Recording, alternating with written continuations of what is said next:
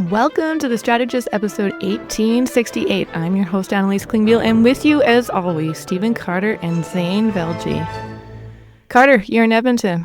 I'm in Edmonton. You didn't know there was a hockey game.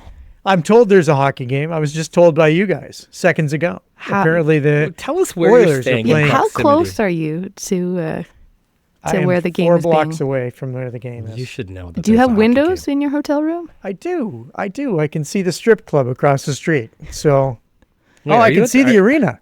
Are you at the I coast? can actually see the arena. And You're at you the didn't coast know. or the Delta? Where are you at? I'm at the coast. How do you That- know this? How do you know? How do Zain you know spent a lot of time which hotels the are hotel next to the across from strip the strip clubs? club. There's only one, Zain. and it's the coast. And if you're staying at the coast, how poor is your client? No, it's great. This is fantastic. Okay, it's good. There's a bidet. Not Have a I lot not of money. talked about the bidet on the podcast? Don't, It's Carter. fantastic. Oh yeah, Don't the talk coast. about The it. coast is bought by a Japanese company, wasn't it? Yeah. And so there's bidets everywhere. APA. Fantastic. It's good. I actually just got out of the toilet. I got here about an hour and a half ago. That's why he had no idea there was a hockey game occurring this evening, Zain. He's just spent the last hour and a half on the bidet. Yeah, it's pretty exciting. Don't think that's how you're supposed to use it. I may be using it incorrectly. Pretty Thank you, Mark. exciting. Sure. Guys, anything else you want to tell us about Edmonton, Carter, before we jump into it? Well, I can see the arena. Let me give you an update. There is an arena. That's all I can tell Zain, you. has the game started? The game has started. Carter, do you think the arena is where they're going to be processing everyone's Alberta passports once we separate? Do you feel like the arena will be used? The arena will be used We're for using for mass vaccinations. Yeah. The arena will be used where we actually get the 5G chip removed and then get our new passports. You think that's what's going to happen? Keeping our Canada passport as well. I'm Haven't pretty you heard, excited Zain? about this whole separation thing. Oh, you've feel- gone from you feeling worried it, to right? excitement? No, I'm excited about it. Now I've decided that I'm going to ruin Danielle's day. That's what I've decided. How? What are you doing? I don't know yet, but I'm going to figure it out. And with good people, we'll ruin her day. Gonna go spend some time on that bidet and figure out your strategy. Well, I was thinking about it for quite some time. I had 90 minutes in there, so Guys, let's jump into it. Enough toilet talk. We are going to talk about Carney's cabinet to start off. Tuesday, Prime Minister Mark Carney's cabinet will be unveiled. A source within the Prime Minister's office has told more than one media outlet today, Monday, that the post-election cabinet will include 2 different layers. So there will be a core group that will have fewer than 30 ministers and then 10 additional junior ministers who will be called secretaries of state. I don't want to do an hour of speculating who's in, who's out, what role our friend Corey Hogan will get, but I do think it's worth chatting about cabinets, the strategy that goes into them, how Mark Carney can differentiate himself from Trudeau right now. So let's jump into it. Carter, Corey Hogan, what role is he going to get? I don't know what role anybody's going to get. I've been purposely staying away from the cabinet speculation. It is not something that I've been jumping into. You mean you're not good at predictions? Staying away from predictions. Here's why. What's changed, Stephen Carter? I don't do a great job on predictions. But I am intrigued to see how this all unfolds, because I think that the cabinet needs to have it needs to look different. I think when you were doing your setup, Annalise, you were talking about how does the Prime Minister differentiate himself from Prime Minister Trudeau, and the answer is new blood. There has to be new blood in the cabinet, and that new blood can come from so many different places. There were a lot of new people who were running, whether it's Quebec and Ontario will have some new faces for sure. Atlantic Canada will have some new faces, and then there's great new faces to choose from in Western Canada as well.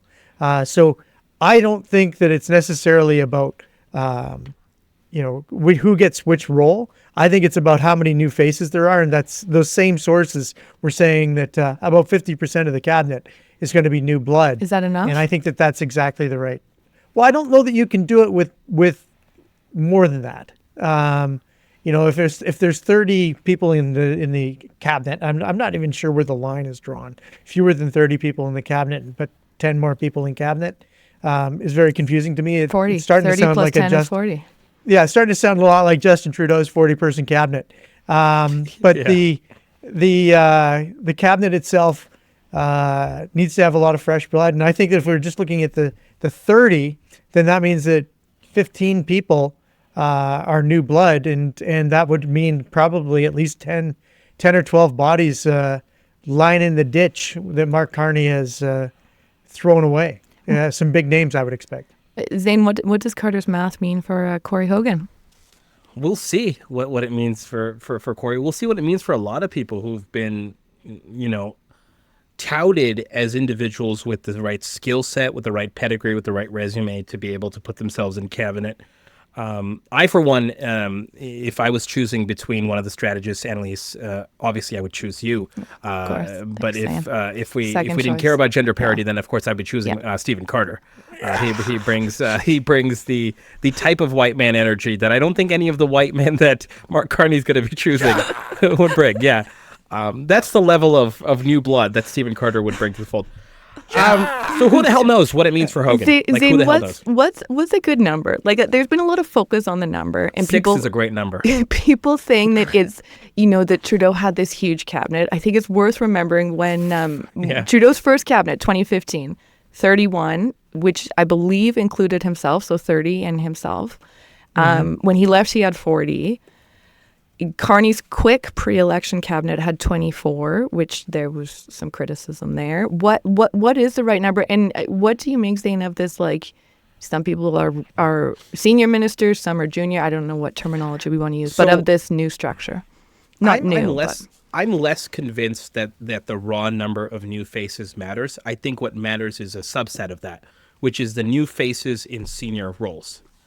A new finance minister, a new natural resources minister, a new foreign affairs minister, a new minister of revenue, a minister that is leading potentially a new file for intergovernmental and trade, for example. Change like that, I think, matters more than just the breadth of change. And so what I'm really looking for tomorrow is new faces that are taking on senior roles, because I think then it's the confidence that Carney is attributing to those people, and by extension signaling to the rest of the country that I haven't just brought in a thin generational change, like a thin line of generational change. Junior ministers are ultimately going to be able to take top jobs 6 years from now. I'm actually bringing in a brand new, or like a relatively reset front bench, and I think that's the message that many people are looking for. I don't think he gets away with just 50% off the top. I think that's a nice teaser metric, a nice leak metric for the PMO.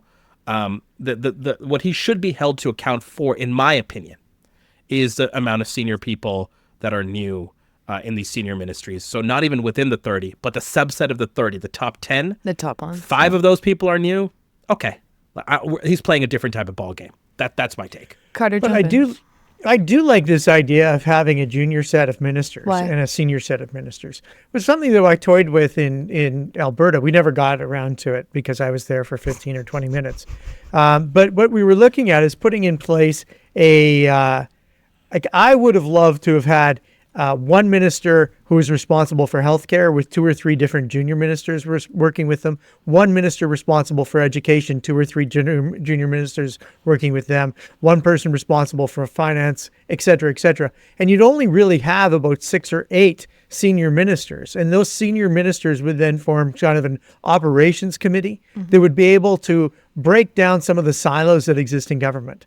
One of the reasons we created a human services super ministry with Hancock was that we wanted to break down the privacy rules, right? Like, people who are in human services are often in different realms of human services all at the same time. Okay.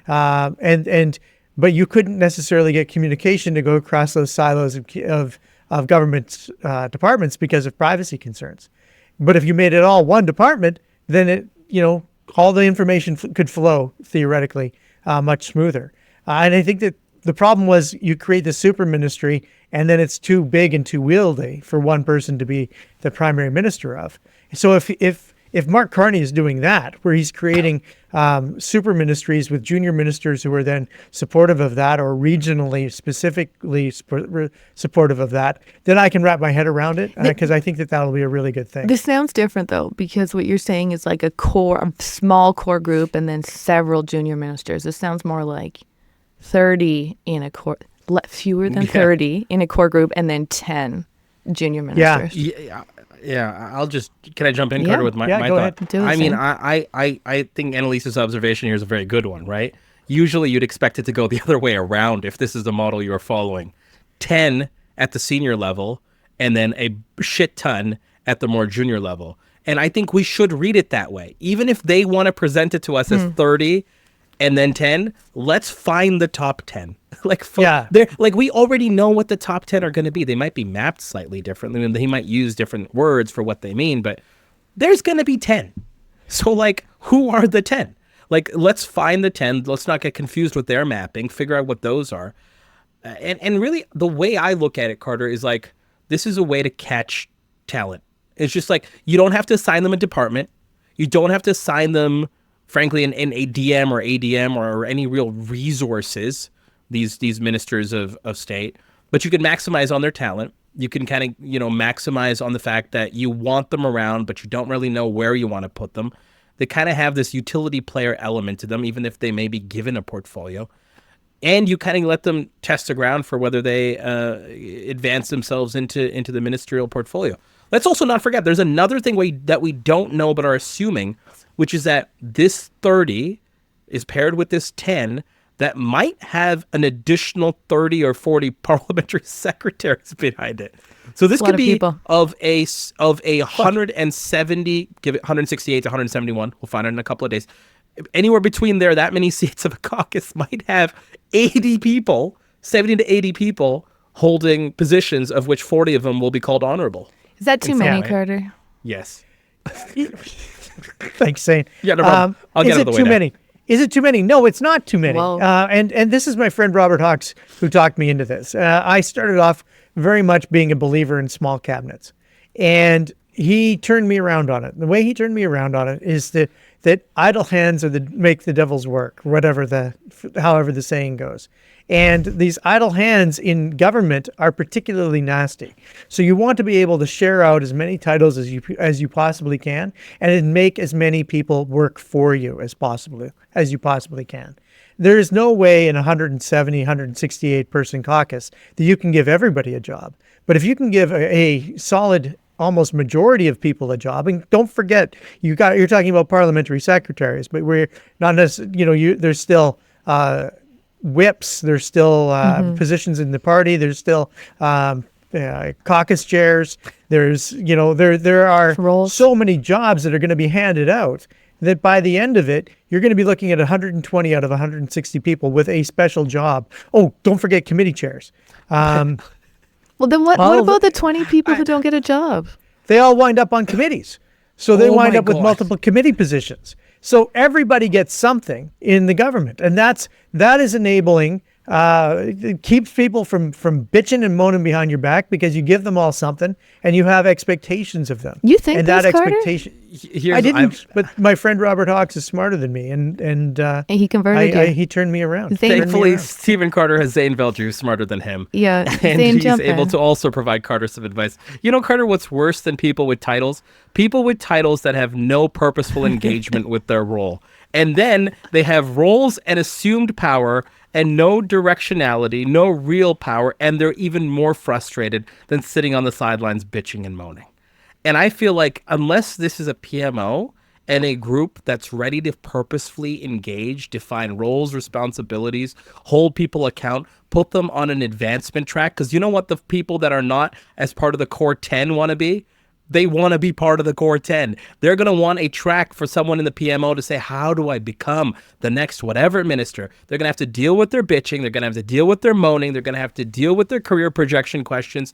This is a lot of work. So you might be right on the surface, but there's also a ton of opportunity for this to go wrong, in which you have a lot of people who have titles, but no meaningful power, no meaningful engagement, and still can't even be themselves because they have to fit into this narrow box of towing the line. And we've seen what happens with a bunch of people that feel like they're A players and have A+ style egos and feel like they should be part of the top 10, but are instead a part of the top 79 to 85 feel about their political careers.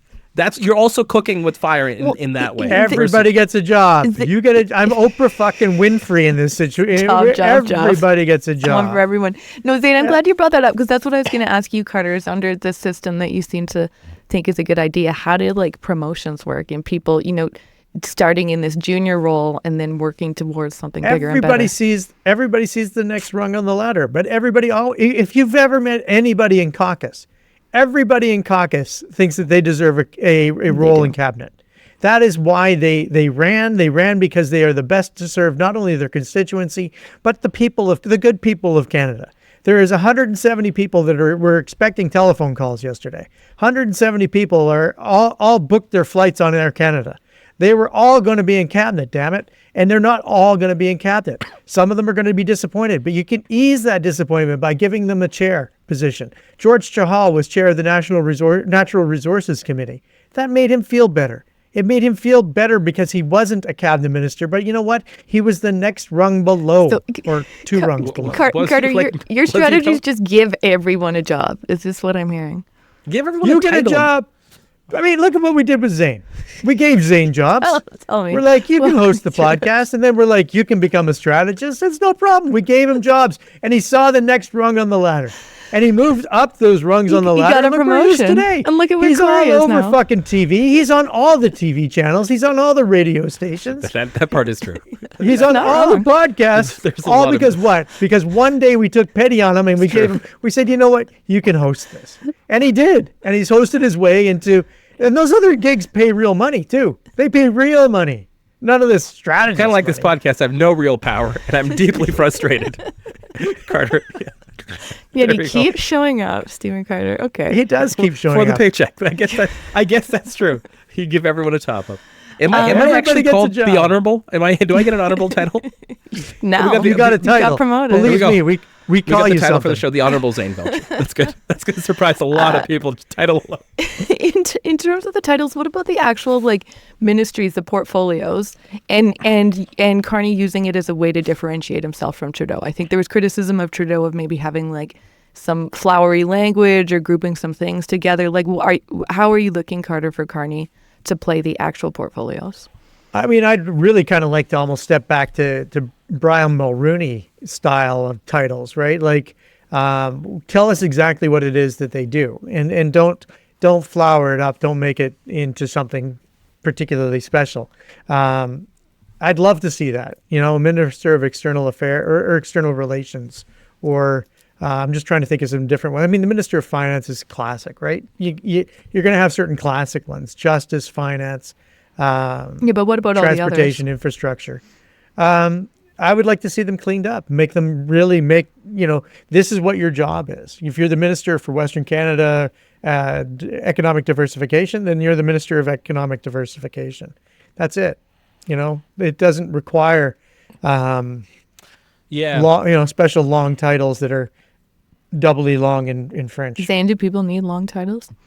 I don't think they need long titles. I think shorter titles actually encompass a lot more than long titles. Sure, longer titles almost seem like you're trying to carve out things that are not explicitly said, right? When you say heritage and then you include languages and then culture and television, you're like, wait, what's not? I'm just making television up. You see what I'm trying to say, though, right? Mm-hmm. It makes the person ask, what's not part of it? I thought everything was part of the one word. And it used to be that way, that the one word would be all-encompassing. Yeah, and you'd Minister meet the of minister. Sport was enough. You'd meet the minister, and you'd be like, oh, shit, I didn't realize you were my minister. But I guess that makes sense. This is a roundabout to heritage. And you kind of want those one-word, two-word, all-encompassing portfolios, especially with the top 10 that you want to assign some power to, right? And some of those positions have retained not just the nomenclature, but the history of those expansive and the expansive oversight. Justice, finance, transport, right? Transport, I don't think between the three of us we could actually create an all-encompassing list of everything that the Minister of Transport is responsible for. It's a big one. We'll forget a big thing. At some point we'll be like, oh fuck yeah, everything in the sky, right? Or we'll be like, oh yeah, everything, like we'll All the forget. rail. Yeah. All rail, we'll forget something. So like there is something to be said about shorter, pithier, more meaningful titles. I'm also curious myself personally in this acute sort of moment with Carney, if the Secretary of States will lean more towards the specific skill sets that these junior ministers bring to the table and or areas that of acute pain or pressure. So how much do they double up on the economic files or particular types of files that need conditions? So like a subsector of housing on the funding track, a subsector of finance, a subsector of part of his build plan, and how much are they trying to address and signal priority, and how much are they trying to take advantage of someone's unique skill set that might be occupying the role? The interesting thing with the junior ministries and the state ministries, especially how they've been used in the UK and other commonwealths, is they often are not assigned either a full department or any department at all. They're relatively agile, and they can often speak to the skill set of the person holding that particular office at that particular time. Because when you blow it up, there's really nothing you're blowing up other than a role and a couple of staff. There's no ministry or there's no department behind it.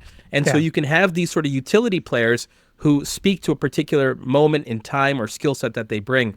I'm going to be looking for that tomorrow, being like, oh, that makes sense for that person as a reaction to some of the things we see in the TV procession tomorrow morning. Carter, are you watching tomorrow morning? I have a breakfast meeting that I drove to Edmonton for. Oh, no. So yes, So every once in a while, I have to get paid for doing stuff. just skip it, man. Cancel it right now. Go to the And website. Hire Carter to speak. That's your plug, Carter. Exactly. What's the website? Book the bidet for 90. Book the bidet for a nice 90 at 7:30 tomorrow, and just fire up that iPad, man. I wondered why it was more expensive tonight to be able to get to the bidet. Guys, another one for you, mandate letters. Talk to me about, I think we saw with Trudeau this like detailed mandate letters that were released publicly. Yeah. What do you think should be what is a good strategy for Prime Minister Carney when it comes to mandate letters? Like follow that same thing, or I don't like. Should he be totally detailing it, or should he be like leaving it up to people to shape it? Or if he's got like no flowery language and he's got these really specific topics, just run with it. You're in charge of this. This is your job. Like, talk to me, Carter. You've been involved in mandate letters, I'm sure, in your roles as chiefs of staff. What's the good mandate letter strategy? A great mandate letter strategy is to have a very clear mandate letter with 3 or 4 items that need to be achieved in the next year or two. And those mandates are clear and understandable. Unfortunately, in federal politics, I think it's a little bit harder sometimes. Like we're picking on the department, the Minister of Transport. So I'll just continue to pick on the Minister of Transport. I mean, do we even know what the issues in transportation are going to be? Do we know what issues might pop up? I like the mandate letter because it tells the minister what they have free rein on. But I'm afraid of the mandate letter because anything not included in that mandate letter is often seen as off limits. Yeah. And I would much prefer that the mandate letter says, these are our 3 priorities, but you go ahead and be the minister of this department. You should be the actual minister of the department instead of the Prime Minister's office being the de facto minister of the department. And I think Zain was kind of, alluding to that a little bit earlier in the conversation. When the Prime Minister's office is the ministry of everything, then these mandate letters become much less meaningful because really each one of them could be, come and see us before you do anything important. And I really think that that's been the mandate letter for quite some time. Even with the Trudeau stuff, when Trudeau's government was trying to control from the Prime Minister's office. I would like to see if we have these super qualified individuals, Zain, that are in the top 10 ministries, that their mandate, that their mandate letter be something along the lines of, please bring us your priorities back to the Privy Council and the Cabinet, I like that a lot. And let us know what is happening from week to week so that we can adjust our priorities as a government. Because shit is going to get real. Zain, jump in there. Like to the point at the beginning about differentiating himself from Trudeau and Trudeau's Liberals, is there an opportunity to do that with mandate letters? I think there is. I mean, like there's the baseline question of whether they're public or not, right? Because they don't have to be public. Have to be, They can be private, they can be summarized, or they can be fully public. And so I really like what Carter's doing. And it also plays into a notion that our friend Corey Hogan has brought up on the show multiple times, which is often people in government and in politics like govern and politic like psychopaths, right? Like you wouldn't see this in the workplace. You wouldn't in any sort of normal, non-toxic workplace see a boss hand you an aggressive sort of letter that's one-sided and then never speak to you ever again, which is, by the way, kind of the relationship that even the most senior ministers have with one's prime minister. And so I really am into Carter's idea of saying, here's what I think the priorities are. I want you to co-create with me, and I want you to do it relatively quickly, and we'll kind of mold something together and then gel it relatively soon now that you've been given this role. We know any boss who gives you directives and then never speaks to you again and then just asks you when they're done is not any sort of like true collaborator, right? Like they're not an inspiring leader. They're a boss. They're a manager. They're not necessarily a leader. So I think there's an opportunity to break the mold a bit. Whether that happens or not, we'll see. There's two things I have written down here that I think are important though for Carney. Number one, it goes to your previous question around titles. Less is more. I think the flowery, almost sort of, you are now the face of housing across Canada. As people search for a home, you will now be like the Trudeau stuff. Yeah. Enough of that. No rhetoric, just like simply like roles, responsibilities. And then the second point I think that's really going to be important is that these are wartime mandate letters. You have to keep the crisis thread through all of them. We are in a crisis. Your file, at least in anything major that touches on the economy, your file is in crisis. There's tons of upside and opportunity. I task you with your experience, skills, and your readiness to serve, to do these things, but do not be mistaken. We are in a crisis. Therefore, the following metrics for you are aggressive but achievable. I'm here to help you in every single way and move any sort of barriers that you need. But I think one thing, should these be made public, even if the summaries are made public, is that these are wartime mandate letters, not peacetime mandate letters. These are not go out and stakeholder engage. This is go out and get shit done. That is the mandate we have won. That is the mandate we are going to act upon. Well, Carter, is the mandate letter not also just an opportunity, to Zain's point, to like reinforce the key messages and reinforce the times we're in and what people need to do? It absolutely should be. I mean, keep in mind that there's going to be, some 30 to 40 of these things. So these mandate letters can and should tell a story. It shouldn't just be, here are my three things. It should be, here's what I'm expecting from the departments as we move forward. Here's what your responsibilities as minister are.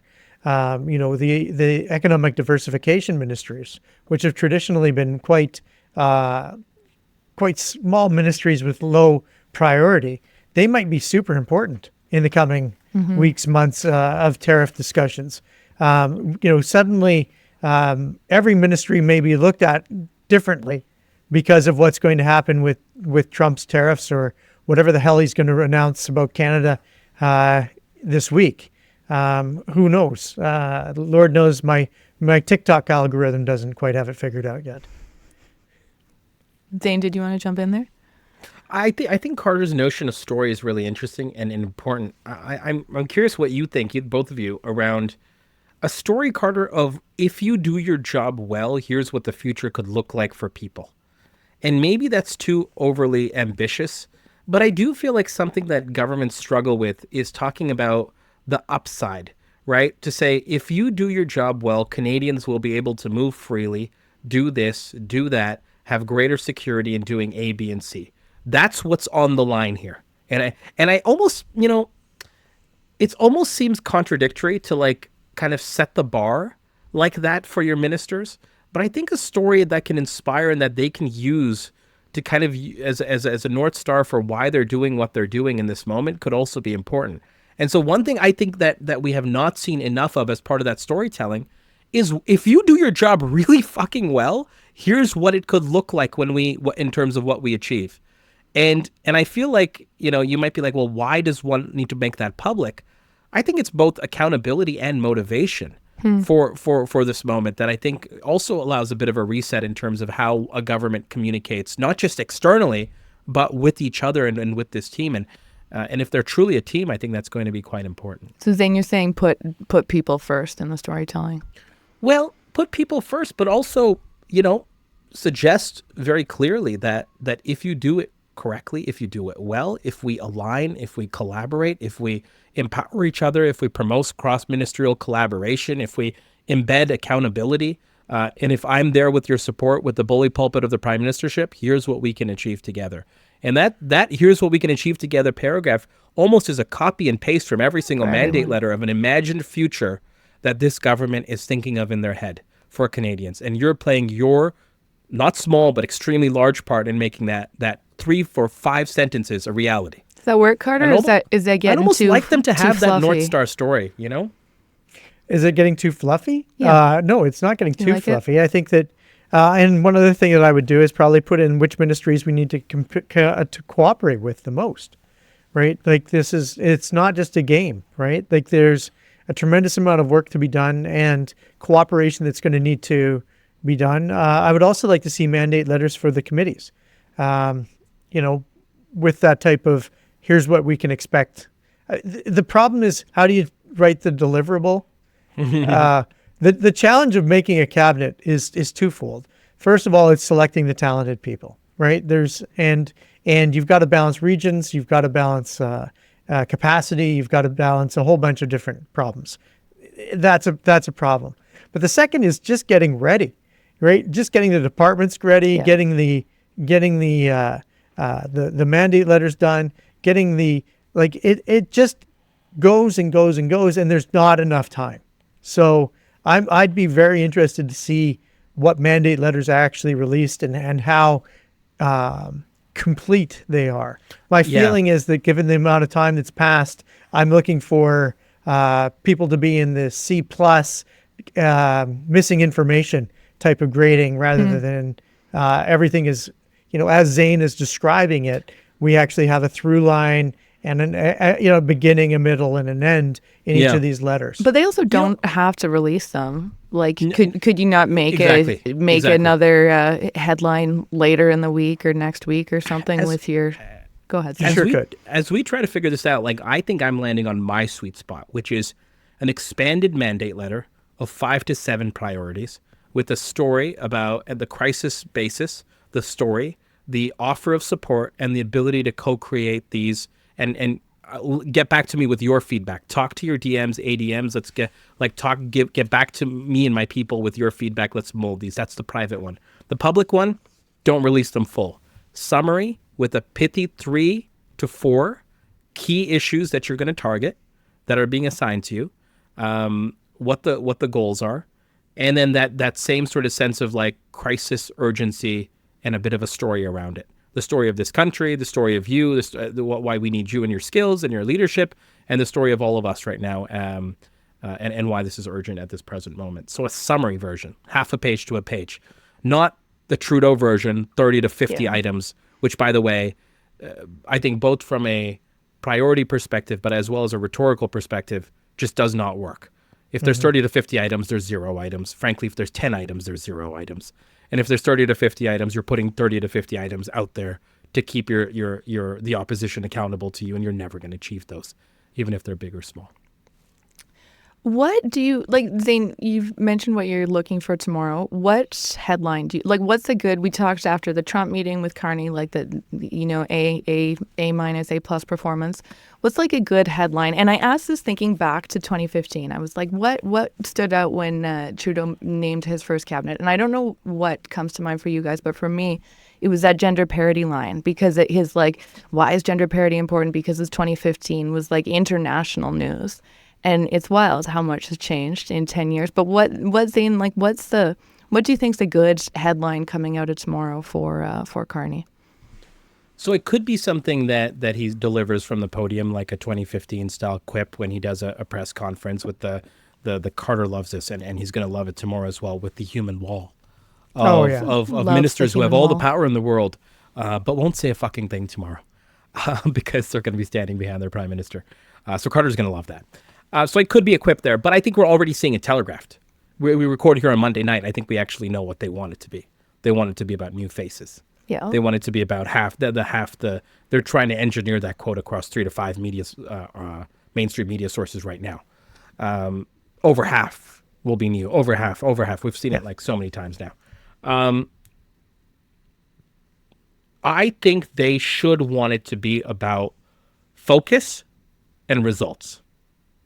It's a results-oriented, focused group. One thing they should not try to swing for is leaner and smaller, because no one's buying that shit. It's 30 and 10 juniors, Zain. What do you mean no one's buying But it? that was the whole thing heading into tonight. I don't think they should spend any more capital trying to go with leaner, smaller, whatever, small government, like whatever they're trying to indicate. Go with focused, right? And that's going to be how you map the titles and how you map the people, and go with results driven. That's what they want to try to engineer tomorrow, in addition to the headline of brand new sort of thing. Carter, what's an A+ headline out of tomorrow? It's a new government instead of the fourth term of the Liberals. It's a new government, a new direction. It'll be interesting how this foreshadows the speech from the throne. It'll be interesting to see how this foreshadows the relationship with all the various regions of the country. It's a hard country to govern. It's got a lot of different spaces, a lot of different types of people, and a lot of people who are going to say, if I didn't get X, then I am pissed. And whatever X might be, they'll be looking for it in the mandate letter. They'll be looking for it in the speech from the throne. They'll be looking for it in cabinet composition. So there'll be two different stories. There'll be a national story that you're hoping to get, new government out of. And then there'll be the regional stories, which will all be, we got what we wanted. Our star is here. A star is born, right? Or our cabinet minister of 15 years survived, or whatever the situation may be. Or more likely, the regional stories are going to be all about those who got dumped and got overlooked. Well, so segue it's like there, the Oscars. Carter, because you brought it up. What's a good headline for Alberta, given what is happening in Alberta right now? And we can chat more about it in a sec. But like, what does Alberta want to see?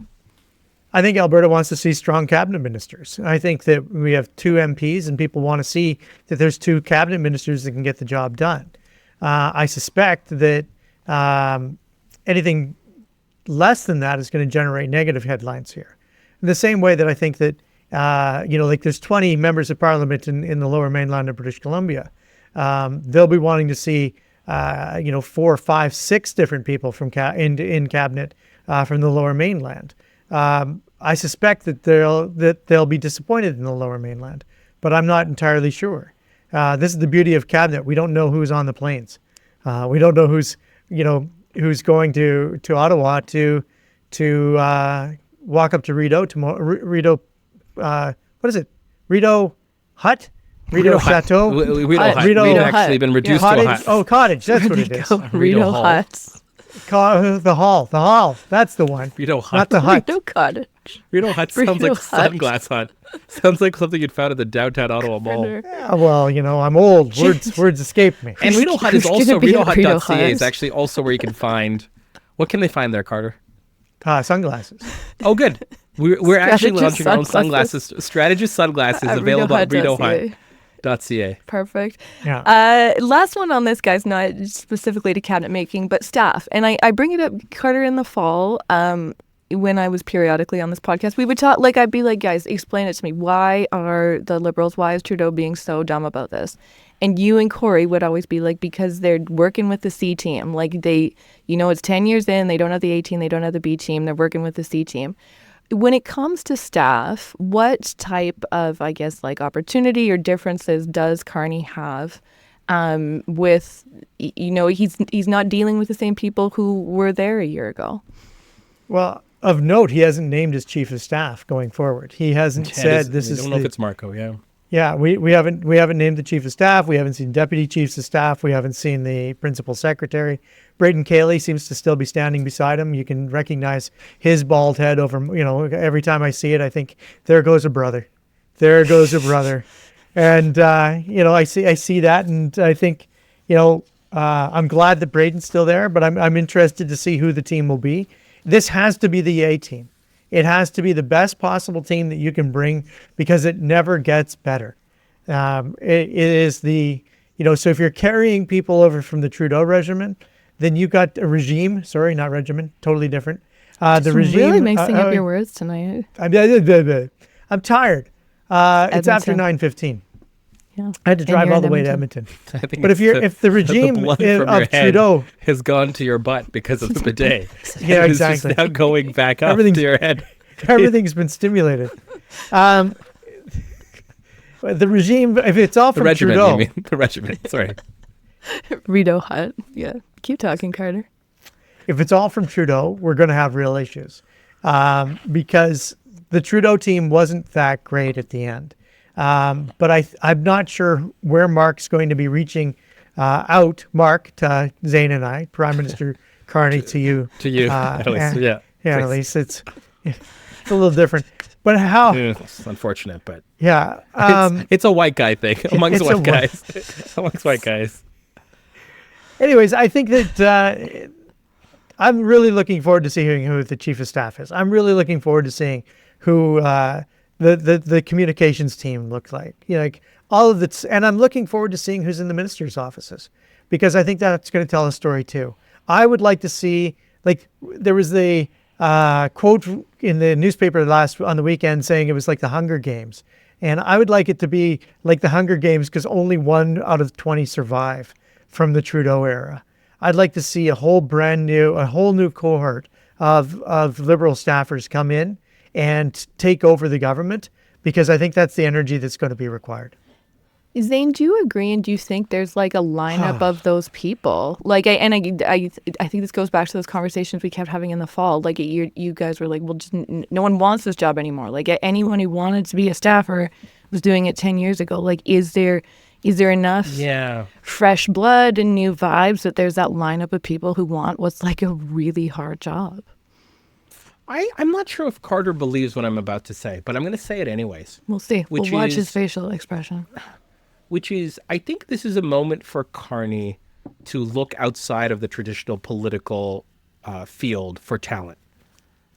He does And not like what you said, Zane. Carter, Dislike. because he is a political hack with limited outside skills. Here's the thing. Here's the thing. Mark Carney has a lineup of people across the world wanting to work for him, that have worked for him, that have experience with him. Many of them, which are Canadians, by the way, who, and I've talked to a number of them over the course of the last number of weeks, saying, should we come back? We've had these conversations. We've never worked in politics, but they're smart, capable people who want to help Mark Carney. And I think there's a space for those folks, especially when you're trying to look for a rejuvenation of talent. You want to do it in a way that kind of like looks at skills over patronage, skills and mindset and pedigree over how long you've been with the political party. And then you add and supplement that with those who know how to run a political office. And so, Carter, some of Harper's chiefs of staff, remind me if I'm wrong, was it Nigel Wright that came from the corporate world? Yeah, Right? he wound up leaving under a cloud of political. Right. Great guy. But I would not be surprised if Carney goes in that direction for his chief. A name you and I, the three of us, do not know, but someone that works well with him, that has been his chief of staff, maybe even with that role. And I say that purely speculating, right? Maybe even with that role in the corporate sector and other places that Carney has served, but with that skill set to make things happen, to make things run, to make things move, to gatekeep on his behalf, to make strategic decisions on his behalf. I think there's a role for those people that have been in Carney's life before, and there's a bunch of folks across the Western world because of his vast network that want to either come back and work with him or come to Canada and work with him.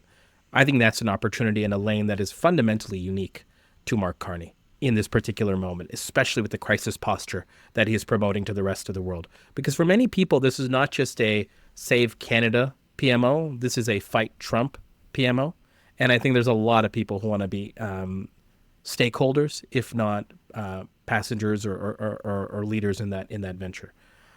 I think in addition to that, I'm very conflicted on the Trudeau question. In one way, it's been one of the most successful PMO operations in a very long time for the Liberals. It's been obviously the most recent, but I don't even look at most recent. I'd say most successful in the way of longevity, but it's had its soft spots. Comms has been a soft spot. Overall sort of rapid response and crisis management has been an issues management, if you want to call it that, has been a soft spot. And one would potentially suggest that their overall sort of showcasing of the team and showcasing roles across the board has been a soft spot. So I'm actually quite conflicted without a sort of definitive result on where he should go with the Trudeau team. But I suspect that they're going to stick around at least for now. But how does he integrate new people, especially those that have a desire to work with him, is going to be a really interesting question. Carter, it looks like you did not agree with what Zain was saying based on your facial expression, which people can watch I sold him at the end. On YouTube. I sold him at the end. Yeah. You stuck out your tongue, I believe. Your face looked really frowny and upset. Yeah, I mean, it was so long ago, I don't remember what was said, though. So Okay. It was a Corey Hogan length response. it was a Corey Hogan length response for sure. Yeah, listen, I think that first, there's a couple of things. When he waxed on about Trudeau, my brain turned to absolute mush. Just stop listening. This was not the world's most successful, Liberal government. I think that it lost its way relatively early in its second term. By the time we got to third term, they were just taking advantage of the opportunity to get reelected. They weren't bringing a real vision to the table. So I disagree with that. And I think that from the middle of the second term on, sure, there's some stars. I think of Hannah Wilson, who worked with Chrystia Freeland, who ran the Calgary Centre campaign of Lindsay Lunau. I mean, she's a once-in-a-generation talent. But that talent needs to move on to the next world too. Like I'd be feeling sad for Hannah if she wound up back in government again, having been there for, I think it was 2 terms of Trudeau. I think that her opportunity lies outside of government, and I think that government's opportunity lies outside of Hannah. And that's not a slight. That is a testimony to her skill and her ability. But at the same time, it's an opportunity for change. This can't be the extension of the Trudeau government. It must be the beginning of the Carney government. I enjoy the shout out to Hannah because she's great. I know her well, but it's someone like Hannah, and I'll say this because we know Hannah, but she's young. Like Hannah is young. Don't you think from a career perspective to be like, hey, new man in town, things are doing differently, get some more experience? How much more experience does one need? I mean, she was, very high up in the finance department. Who was the guy that was listening to the podcast that we shouted out that almost got fired? Like that. We had big ties into finance at one point. We were huge in the finance department. We were huge in the finance department. I think that the point of the exercise here is that people have to. Government is not like industry where you have a 30-year career. Okay, so you're saying move on. You have a 3 to 7 year career in government, and that's good because government needs to refresh itself much more than an industry does. Because industry, you know what? An industry corporation can fail. Government can't. Government needs to continue. Okay. Zain, do you agree with that? You're just rolling your eyes right now. No, I'm still conflicted. The reason I think these staff should consider coming back is because it's not about what they can do for themselves. At some point, it's about they have the prerequisite skills to be able to keep the country and certain ministries on the guardrails. So especially if Carney goes with this idea of bringing new people in that he wants to work with, that he's comfortable with, which is absolutely his right. He's a fucking prime minister. He can do whatever he wants. And I think it is actually a good idea on its own merits. But you're going to need some of these folks that have experience. And yes, they've been part of the damn Trudeau administration, Carter. Oh, my God. Right? But they know how shit works. They know how to keep the train on the tracks. They know they have experience. So it's not about what's in it for them at a certain point. If they come back, it's about in this crisis moment, in this wartime posture where we're fighting for the sovereignty of our country while one province decides to separate from the country. What can I do to ensure that my skills are put to maximal use? There's a question there. It goes back to the Carney quote. Doing something for the sake of doing something or doing something to want to be something. This falls into that former category, and I think that applies to staffers too, even if Carter thinks the Trudeau government's a stain for some of them. Okay, guys, let's move into a cabinet making lightning round. And then, Carter, have the Oilers scored? Have you heard cheering? What's going on? I can't. I've looked over at the stadium. It's still standing. Good news. The arena is still there. That is an update from Edmonton. Thank you. Great reporting live like a Civil War reporter during Did you see how he moved that mic around? during the separation of 2026. It's good. Perfect. I'm pretty Carter excited to is report. on theme. Okay. What did I say? Lightning round. Lightning round. Rapid Yeah. fire. Rapid fire. Fire de rapide. Rapid fire for tomorrow at, what are we calling it? Rideau Hut. Rideau Hut. Yeah. Rideau Hut. You can get sunglasses. RideauHut.ca. Strategist sunglasses. Perfect. Carter, what we didn't get into any names. We didn't say any names, but give me some names of who you're looking, who's in, who's out. Oh my gosh. I mean, Quickly. Gregor Robertson, I think, needs to be in. I think Evan Solomon needs to be in. I think our pal Corey should be in. And who needs to be out? I think out is really tough because I don't really, I'm not really, like, the reports are that Krista Freeland's out. The reports are that Melanie Jolie is out. She's back in again, by the way. CTV's doubled back on their report saying she's back in. Oh, that's fantastic. I mean, I don't know who's in. I don't know who's out, but I do know that I'll tell you, it's going to be carnage. If it's 50% new people, then there's going to be people out that we were not expecting out. Zain, That's right. who are your top three in, top three out? I don't have those. I think it's more about the quality of folks on the front bench, the top 10. I think the out is more about, is there any shock value to who is left out from the Trudeau era, right? Who was indispensable in the Trudeau era and they find themselves not? I think that's frankly, in some cases, helpful. So the Freeland rumor, which has been going around, kind of made sense to me because it was moving on from an era, right? Moving on from a particular era. Now knowing that now reporting that she's back in, what's the replacement of that? Like, how do you kind of truly signal? Because one headline they can't afford, because if it's Carter's headline of a new government, or it's my headline of focus on results and derivation of that, one headline they can't afford is Trudeau era. They cannot afford that. So they need enough people out from the Trudeau era to serious people enough out from the Trudeau era to make that case. Can I just make a point that I'll let you, even Zain, though you shouldn't, because it's a lightning Zain round. ignored the premise of the question as well as I did, and He didn't that's answer really it. good, You gave 6 names. He didn't give any. He at the end. Okay, let me give you 6 names. He at the end of the day. Yeah, he at the end of the day top did a three great in: job. Stephen Carter, Zain Velji. Annalise Klingbeil, Zain Velji. Okay, top 3 out. Stephen Carter. Guys. Top 3 in: Evan Solomon, Corey Hogan, very good friends, and I'm hoping there's some surprises that come out of the Atlantic Canada, more than a couple. I think would be really interesting. See what he did there, than Carter? Fraser. He just gave 2 Cody names Boyce, and then like, said would more be than a interesting. couple. Yeah. Cody Boyce. Okay, there you go. Guys, we're going to leave it there. That is a wrap on episode 1868 of The Strategist. I'm your host, Annalise Klingbeil, and with you, as always, Zain Velji and Stephen Carter.